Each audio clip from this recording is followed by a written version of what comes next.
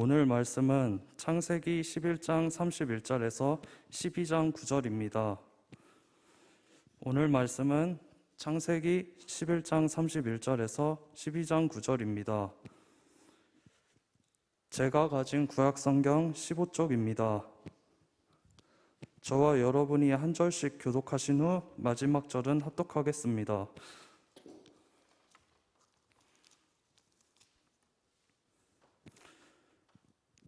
데라가 그 아들 아브람과 하란의 아들인 그의 손자 롯과 그의 며느리 아브람의 아내 사레를 데리고 갈대아인의 우르를 떠나 가나안 땅으로 가고자 하더니 하란에 이르러 거기 거류하였으며 데라는 나이가 250세가 되어 여호와께서 아브람에게 이르시되 너는 너의 고향과 친척과 아버지의 집을 떠나 내가 내게 보여줄 땅으로 가라.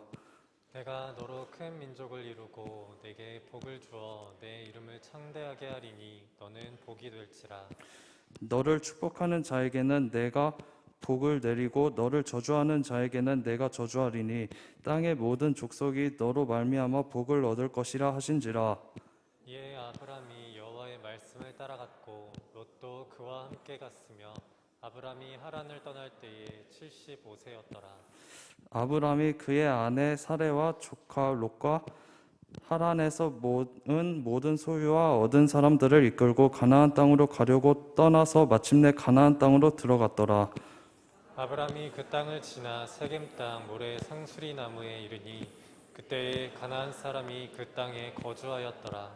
여호와께서 아브람에게 나타나 이르시되 내가 이 땅을 내 자손에게 주리라 하신지라. 자기에게 나타나신 여호와께 그가 그곳에서 제단을 쌓고 거기서 베델 동쪽 산으로 옮겨 장막을 치니 서쪽은 베델이요 동쪽은 아이라. 그가 그곳에서 여호와께 제단을 쌓고 여호와의 이름을 부르더니 점점 남방으로 옮겨갔더라. 아멘. 그가 하나님이 능히 이삭을 죽은 자 가운데서 다시 살리실 줄로 생각한지라. 아멘. 아브라함은 모리아 산에 이삭을 제물로 데리고 갔습니다. 그가 그의 아들 이삭을 데리고 갈 때 이삭이 죽은 자 가운데서 다시 살리실 줄로 생각했습니다. 그에게는 이미 부활 신앙의 믿음이 있었습니다.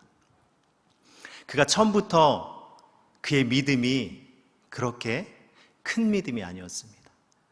그를 하나님께서 계속해서 잡아주셨고 인도하셨고 그의 믿음을 세워주셨습니다. 우리 청년들의 그 믿음이 주 안에서 주님의 그 오른손을 붙잡고 계속해서 나아가며 성장하고 성숙하여 아브라함처럼 정말 그 너무나 큰 믿음, 그 부활 신앙의 그 믿음으로 담대히 나아가는 우리 청년들 되길 축복합니다. 아멘. 인생을 비유할 때 여러 가지로 좀 비유할 수 있죠. 근데 어떤 사람은 인생은 마치 오르막길이다라고 이렇게 비유하기도 합니다. 일평생 수고만 하다가 나의 인생이 마치는 것 같다 이렇게 생각하는 사람들도 많이 있습니다. 오르막을 힘겹게 오르듯이 내 힘만으로는 살아가기 너무 힘든 게 우리 인생입니다. 이렇게 힘든 인생길에서 공부할 때 마음껏 기댈 수 있는 사람이 있다면 얼마나 힘이 되겠습니까? 꼭 하나님을 믿지 않더라도 인간은 뭔가를 의지하며 살아갑니다. 문제는 자신이 믿는 대상이 믿을 만한 대상인가에 있습니다. 우리는 그리스도인이 되었지만 인생의 이 시련이 닥쳐왔을 때 믿음으로 반응하지 못하는 우리의 모습을 바라보게 됩니다. 과연 내가 정말 예수님을 믿는 사람인가 할 정도의 그런 모습이 우리의 모습 속에서 우리에게 닥쳐오는 그 어려움 속에서 뿌리채 흔들리는 우리의 모습을 발견할 때가 많이 있는 것 같습니다. 여러분들 혹시 그 조폭 두목 조양은 씨를 알고 계십니까? 그분은 한때 정말 잘 나가던 조직폭력배 두목이었습니다. 보스였습니다. 교도소를 계속해서 전전하면서 드나들었습니다. 이분이 복음을 접하고 이 교도소 안에서 성경책을 접하고 성경책을 읽고 그의 삶이 변화되었어요. 그래서 신학 공부를 했고 나중에 목사님이 되었습니다. 그래서 와, 그 기사를 보고서 정말 많이 놀랐습니다. 근데 얼마 지나지 않아서 또 문제를 일으켜서 다시 교도소에 가게 됐습니다. 역시나 조폭으로 살았던 그분이 다시 옛 모습으로 들어갔구나. 그리고 다시 나와서 이제는 정말 나 정신 차렸다. 이제 정말 잘 살겠다라고 얘기했는데 또다시 문제를 일으켜서 또 교도소에 갔습니다. 이 일들을 몇 번씩 반복했어요. 사람들은 그의 모습을 볼 때 많이 손가락질했죠. 그가 신학까지 공부하면서 인생이 정말 바뀐 것처럼 그렇게 살아갔지만 그에게 그 죄의 유혹이 다가올 때, 그리고 인생의 어려움이 닥쳐올 때 그는 그의 그 모든 것들이 뿌리채 흔들렸습니다. 그의 믿음도 뿌리채 흔들렸고 다시 옛 모습으로 돌아갔습니다. 제가 듣기로는 그분이 다시 이제는 그런 문제로 해서 매스컴에 나오지 않더라고요. 선교단체를 만들어서 이렇게 사역하고 계시다는 얘기를 들었습니다. 우리에게도 사실 이런 모습들이 있습니다. 조양 씨 같은 경우는 죄가 드러났기 때문에 저 사람 계속해서 저렇게 바뀌어가는 모습들을 우리가 봤습니다. 우리가 정말 하나님 앞에 섰을 때 우리는 과연 어떤 모습이겠습니까? 우리도 역시 하나님 앞에 섰을 때 사람들에게는 드러나지 않지만 나와 그 하나님과의 관계 속에서는 알고 있습니다. 나 역시도 나의 인생에 그 공고함이 찾아오고 어려움이 찾아오고 죄의 유혹이 찾아왔을 때 여지없이 무너지고 뿌리채 흔들리는 우리의 모습을 발견하게 됩니다. 주님 앞에 설 때 우리는 하나님께 주님 앞에 우리가 설 때는 모든 사람들이 죄인입니다. 우리가 믿음이 있어서 우리가 잘나서 주님 앞에 선 것이 아닙니다. 전적으로 하나님께서 우리를 택해 주셨기 때문입니다. 우리는 하나님 앞에 섰을 때 정말로 자격 없는 사람들입니다. 오늘 본문에 나오는 아브라함은 믿음의 조상이라고 불립니다. 로마서 4장 17절에서 18절 말씀 한번 보도록 하겠습니다. 우리 한번 같이 읽어보도록 하겠습니다. 기록된 바 내가 너를 많은 민족의 조상으로 세웠다 하심과 같으니 그가 믿은 바 하나님은 죽은 자를 살리시며 없는 것을 있는 것으로 부르시는 이시니라. 네, 읽어주세요. 네. 바라고 믿었으니 이는 내 후손이 이같으리라 하신 말씀대로 많은 민족의 조상이 되게 하려 하심이라. 네. 이 말씀처럼 아브라함은 믿음의 조상으로 불립니다. 그의 믿음이 처음부터 이렇게 정말 엄청난 그 믿음이었을까요?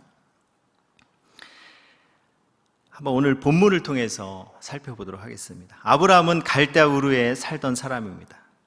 그의 아버지 데라는요, 우상을 섬겼던 사람이었습니다. 여호수아 24장 2절 말씀 보시면 여호수아 24장 2절 말씀. 네. 여호수아가 모든 백성에게 이르되 이스라엘의 하나님 여호와께서 이같이 말씀하시기를 옛적에 너희의 조상들 곧 아브라함의 아버지 나홀의 아버지 데라가 강 저쪽에 거주하여 다른 신들을 섬겼으나 이렇게 말씀하고 있습니다. 아브라함의 아버지는 우상을 섬겼던 사람입니다. 그 고대 그 근동에 살 때 아버지가 우상을 섬겼으면 그 집안, 그 온 밑에 사람들은 다 우상을 믿었겠죠. 우리가 성경에 나오진 않지만 이 말씀을 통해서 우리는 추측해 볼 수 있습니다. 게다가 아브라함을 부르실 때는 그에게는 자식도 없었고 나이도 많았습니다. 이뿐만 아닙니다. 우리 아브라함뿐만 아니라 소위 믿음의 조상이라고 불리는 사람들도 마찬가지입니다. 야곱을 보십시오. 하나님께서 왜 에서가 아닌 야곱을 선택하셨습니까? 야곱이 더 믿음이 좋아서 그를 선택했습니까? 여러분들, 우리는 또 어떻습니까? 우리가 하나님을 잘 믿을 줄 알아서 그래서 우리를 하나님께서 선택하셨습니까? 인간적으로 하나님께 선택받을 자격이 우리에게는 하나도 없습니다. 전적으로 하나님께서 선택하신 것입니다. 이유는 단 하나입니다. 하나님의 주권적인 역사입니다. 내 능력이 있기 때문이 아닙니다. 하나님께서 우리에게 주신 전적인 은혜입니다. 여러분들 믿으십니까? 그분의 뜻에 따라 우리를 지금 이곳에 세워주신 것입니다. 그렇기 때문에 우리는 자격을 운운하면 안 됩니다. 하나님의 눈으로 나를 바라봐야 하고요. 나에게 주신 분량에 따라서 최선을 다해야 합니다. 그렇게 하면 연약하고 부족하다고 할지라도 그것 때문에 흔들리거나 낙심하지 않습니다. 왜요? 우리의 믿음의 출발은 바로 자격 없음에서 출발하기 때문입니다. 자격 없는 우리를 하나님께서 택해 주시고 자라나지 않을 것 같은 우리의 믿음을 하나님께서 개입하셔서 하나님이 날마다 이끌어 주시고 성장시키십니다. 하나님께서 아브라함에게 고향과 아버지 집을 떠나라고 했을 때 아브라함은 말씀대로 떠납니다. 우리는 이런 아브라함을 보며 와, 어떻게 이렇게 단번에 순종할 수 있지? 정말 그는 믿음의 조상답게 그렇게 살았구나 라고 생각할 수 있습니다. 그러나 본문 내용을 우리가 제대로 바라보면, 그 문맥을 살펴서 바라보면 아브라함의 그 믿음이, 그 초창기의 그 믿음을 볼 수 있습니다. 12장 1절에 우리 12장 1절 말씀 한번 볼까요? 여호와께서 아브라함에게 이르시되 너는 너의 고향과 친척과 아버지의 집을 떠나 내가 내게 보여줄 땅으로 가라, 이렇게 하나님께서 명령하셨어요. 그 전 11장 31절 말씀 볼까요? 데라가 그 아들 아브라함과 하란의 아들인 그의 손자 롯과 그의 며느리 아브라함의 아내 사레를 데리고 갈대아인의 우르를 떠나 가나안 땅으로 가고자 하더니 하란에 이르러 거기 거류하였으며, 이렇게 나오고 있어요. 갈대아 우르에서 아브라함이 살았어요. 그의 아버지 가족들이 다 살았어요. 가나안 땅으로 가고자 하더니 짐을 다 싸들고 떠났습니다. 온 가족들이 떠났는데 가나안 땅으로 갔어야 되잖아요. 근데 어디에 멈췄어요? 어디에서 거류했죠? 어디요? 하란에 멈췄습니다. 하란에서 그가 거류에서 살았던 거예요. 거기서 정착해 버립니다. 사도행전 7장 2절과 3절 말씀 한번 보도록 할게요. 한번 같이 우리 읽어보도록 하겠습니다. 시작. 스데반이 이르되 여러분 부형들이여 들으소서. 우리 조상 아브라함이 하란에 있기 전에 메소포타미아에 있을 때 영광의 하나님이 그에게 보여 이르시되 내 고향과 친척을 떠나 내가 내게 보일 땅으로 가라 하시니. 자, 여기 다시 2절 말씀 한번 보여주세요. 2절 말씀 보면요, 저 메소포타미아 여기가 바로 갈대아 우르입니다. 갈대아 우르. 하란에 가기 전에 하나님께서 아브라함에게 말씀 먼저 하신 거예요. 12장 1절에서는 두 번째 말씀하신 거예요. 첫 번째 이렇게 말씀하셨어요. 3절 말씀 보세요. 3절 말씀 보여주시겠어요? 이르시되 갈대아 우르에 있을 때 하나님께서 아브라함에게 이렇게 말씀하셨어요. 내 고향과 친척을 떠나 내가 내게 보일 땅으로 가라. 그래서 창세기 11장 31절에 보시면 온 가족들이 떠나간 거예요. 그 말씀을 듣고. 근데 그가 간 곳은 가나안 땅이 아니라 하란에 갔어요. 하란에서 거류해 버렸습니다. 왜 그랬을까요? 당시 하란은요, 번화한 도시였습니다. 아주 살기 좋은 도시였어요. 온 가족들이 먼 길을 왔는데 가나안보다 여기가, 가나안 물론 안 갔지만 거기까지 갈 필요 있냐? 여기 너무 좋은 것 같아요. 그래서 그냥 눌러 살았습니다. 그리고 거기서 아버지 데라가 세상을 떠났고요. 하나님이 다시 나타나셔서 아브라함에게 12장 1절 말씀을 하신 거예요. 너는 너의 고향과 친척과 아버지의 집을 떠나 내가 내게 보여줄 땅으로 가라. 이렇게 말씀하셨습니다. 그제서야 우리 5절 말씀 볼까요? 5절 말씀 보면요, 아브라함이 그의 아내 사레와 조카 룻과 하란에서 모은 모든 소유와 얻은 사람들을 이끌고 어디로 갔다고요? 가나안 땅으로 가려고 떠나서 어떻게 갔다고요? 마침내 가나안 땅에 들어갔더라. 아브라함이 정말 믿음이 엄청 커서 하나님 가라고 해서 하나님 갈게요 하고 딱 한 번에 간 게 아니에요. 마침내 가나안 땅에 들어갔습니다. 마침내 들어갔어요. 마침내라는 이 단어에 어떤 마음을 담고 있는지 여러분들 느껴지십니까? 아브라함이 그 하나님의 말씀을 쉽게 순종한 것이 아닙니다. 버티다 그 땅에 마침내 들어가게 된 것입니다. 이 시대를 살고 있는 우리들의 모습도 이와 비슷한 것 같습니다.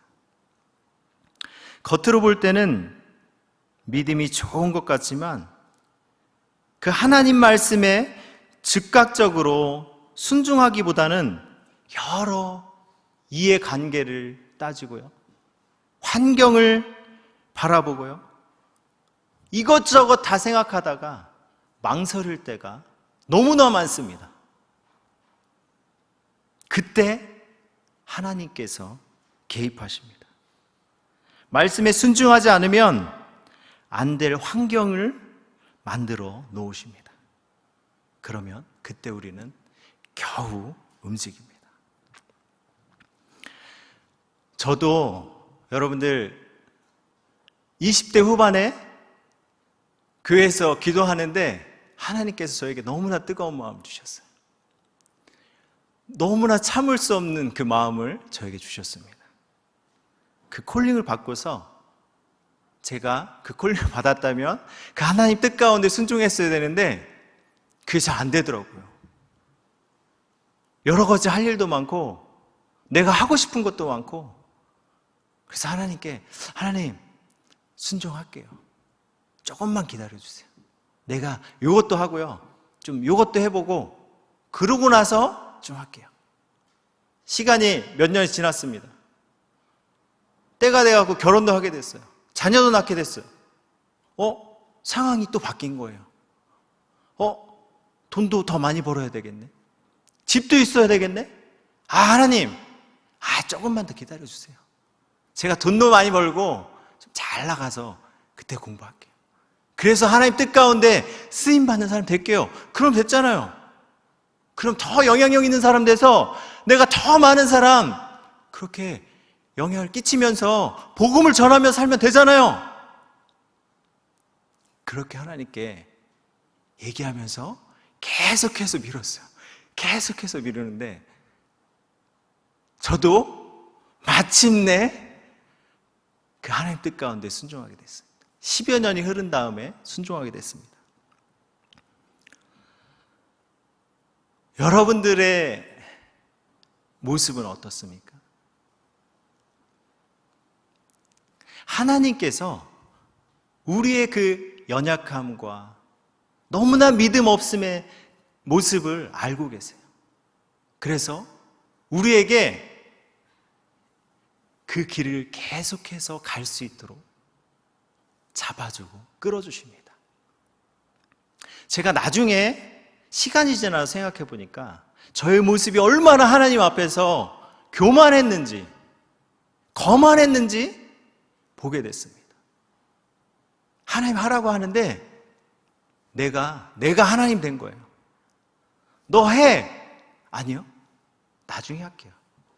내가 하나님 돼서, 내가 주인 돼서 했던 모습들을 발견하게 됐습니다.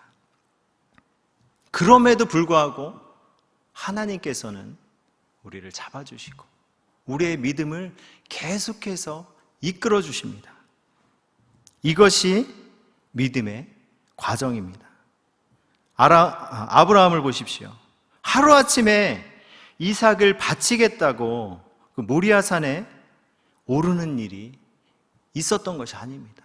그의 모습을 보면요, 갈대아에서 하란으로, 가나안으로 안 가고 그냥 하란을 멈춰섰고요, 또다시 이집트로 내려갔다가 목숨 부지하겠다고 부인을 누이라고 속이기도 하고요, 또 이삭을 하나님께서 주시겠다고 했는데 그 아들 이삭을 기다리지 못하고 이스마엘을 얻기도 하고요. 그러면서 그 여정 하나님께서 계속 인도하시고 이끌어주시는 그 여정 가운데 결국은 그 모리아산에 이르게 됩니다. 처음에는 형편없는 모습이었습니다. 하나님은 한 번 부르신 그를 포기하지 않으시고 아브라함의 믿음의 수준을 끌어올리십니다. 누가 끌어올리신다고요? 내가 믿음이 있어서가 아니라 하나님께서 그의 믿음을 끌어주십니다. 나중에 아브라함의 수준은 어디까지 올라갑니까? 히브리서 11장 19절 말씀입니다. 우리 함께 읽어보도록 하겠습니다. 그가 하나님의 능히 이삭을 죽은 자 가운데서 달리 살릴 줄 비유컨대 그를 죽은 자 가운데서 도로 받은 것이니라. 아멘. 그의 믿음이, 그의 어설펐던 모습이 완전히 변모했습니다. 죽은 자 가운데서 다시 살릴 줄로 생각한지라. 그렇게 믿었다는 거예요. 하나님께서 책임져 주신다. 그 부활 신앙을 가지고 있었습니다. 완전히 바뀐 모습입니다. 내가 걸어간 것 같고, 내가 믿음이 있어서, 내가 열심을 내서 막 온 것 같은데 그게 아니고요, 하나님께서 우리의 믿음의 그 여정과 그 과정 가운데 하나님께서 그 믿음을 완성시키셨습니다. 말씀을 마무리하려 합니다. 여러분들, 이 청년으로 이 땅 가운데 살아갈 때 왜 이렇게 내 마음대로 되는 게 없는지, 막 될 것 같은데 안 될 때가 너무 많은 것 같아요.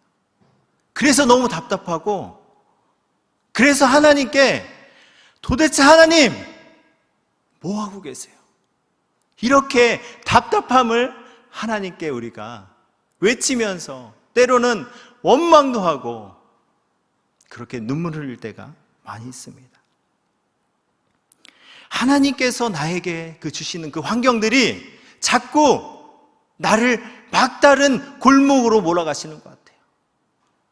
그래서 그 하나님이 밉기도 하고 원망스럽습니다.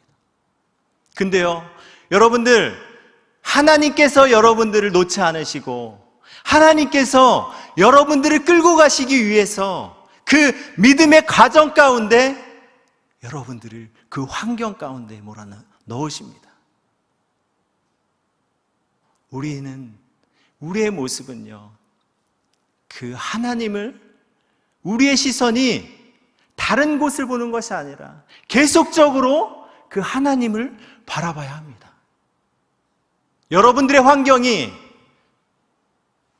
여러분들의 그 직장이 단번에 바뀌지 않습니다.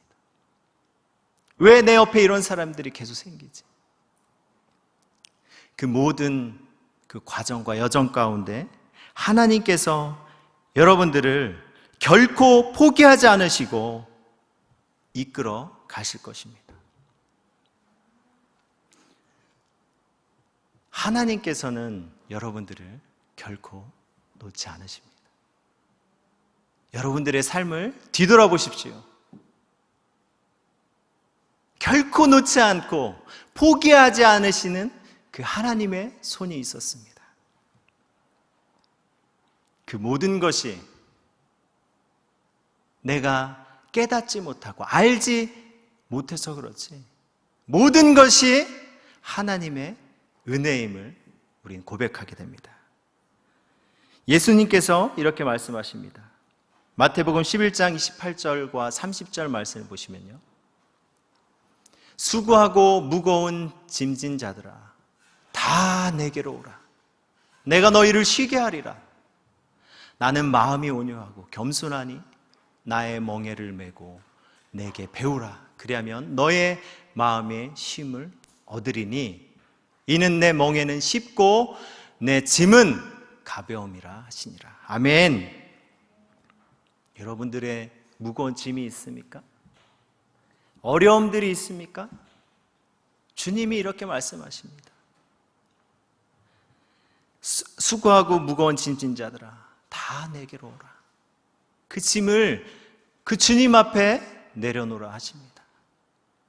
지금까지 여기까지 온 것 하나님의 은혜였고요, 앞으로도 그 은혜 가운데 주님께서 포기하지 않고 여러분들을 이끌어 가실 것입니다.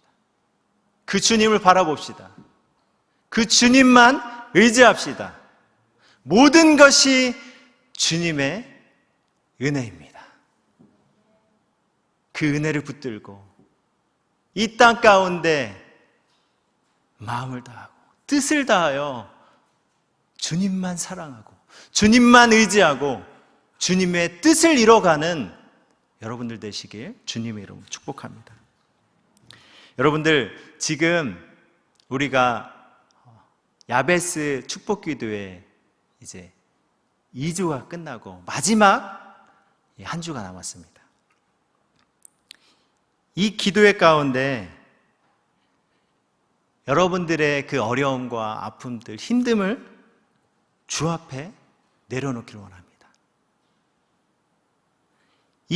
이 야베스 축복 기도회를 통하여서 하나님께서 우리 담임 목사님을 통하여서 여러분들에게 말씀을 통하여서 하나님의 그 마음이, 하나님의 사랑이 흘러갈 것입니다.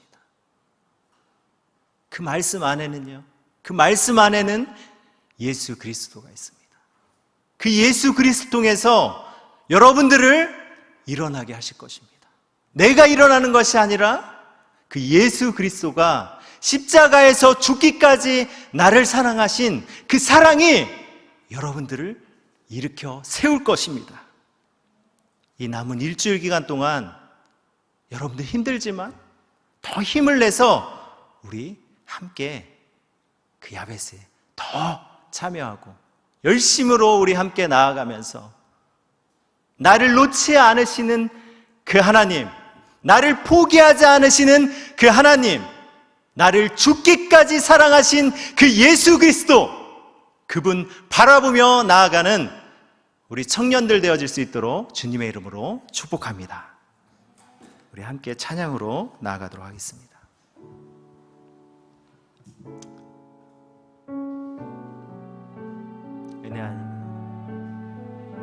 은혜 아니면 우리는 살아갈 수 없습니다.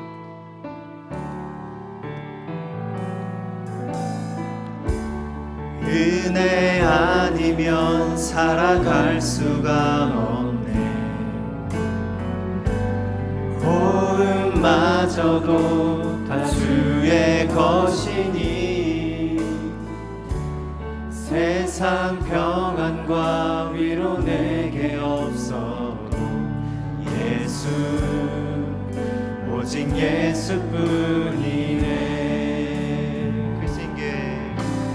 크신 계획 다 볼 수도 없고 작은 고난에 지쳐도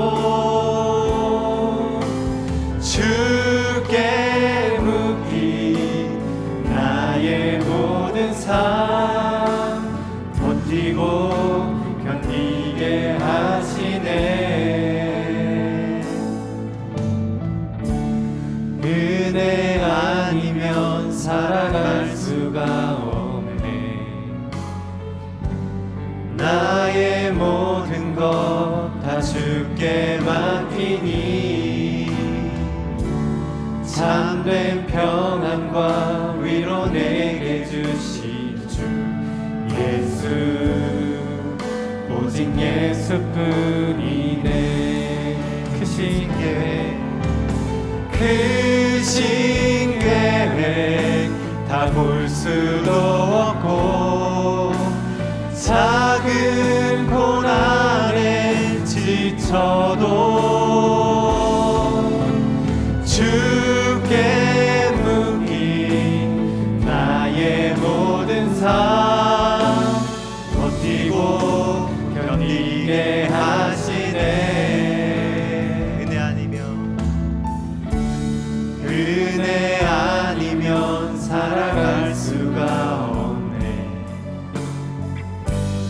나의 모든 것 다 주께 맡기니 참된 평안과 위로 내게 주신 주 예수, 오직 예수뿐이네.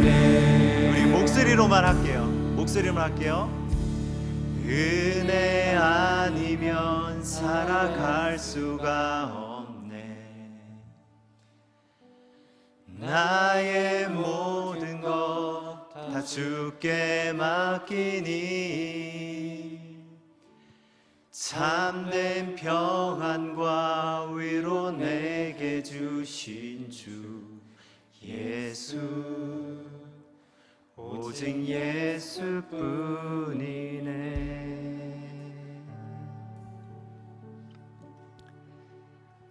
이 시간 우리 함께 기도하길 원합니다. 우리의 믿음의 출발은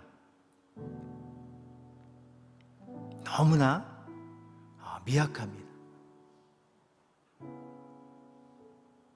그래서 우리는 그런 나의 모습을 갖고 너무 낙심하고 좌절할 필요가 없습니다. 하나님께서 그런 나를 선택해 주셨습니다. 그리고 나를 포기치 않으시고 나를 붙들고 계속해서 나의 믿음을 개입하셔서 성장시키고 성숙시키시고 이끌어 가십니다. 우리 그 주님께 나의 마음을 내려놓기를 원합니다. 나의 짐들이 있다면 그 주님 앞에 내려놓고 나아가길 원합니다. 주님, 지금까지 나의 삶을 뒤돌아보니까 주님께서 나의 삶을 인도해 주셨습니다. 여전히 내 마음 가운데 그 어려움들이 있습니다. 이 시간 그 주님 앞에 그 짐들 내려놓기를 원합니다. 주님께서 여러분들을 붙들어 주실 것입니다. 주님께서 포기하지 않고 여러분들을 끌어가실 것입니다. 그리고 여러분들에게 주님의 그 참 평안을 주실 겁니다. 우리 주님 앞에 이 시간 나의 모든 것들을 내려놓고 주 앞에 나아갈 수 있도록 우리 주님을 붙들고 우리 기도하며 나아가도록 하겠습니다. 주님 감사합니다. 하나님, 우리에게 하나님 이 시간 하나님 말씀을 주시니 감사합니다. 하나님, 나의 믿음이 너무나 연약하고 보잘것없지만 이런 나를 하나님 붙드시고 나를 선택하여 주시고 나를 한 번도 놓지 않으셨던 그 주님을 바라봅니다. 모든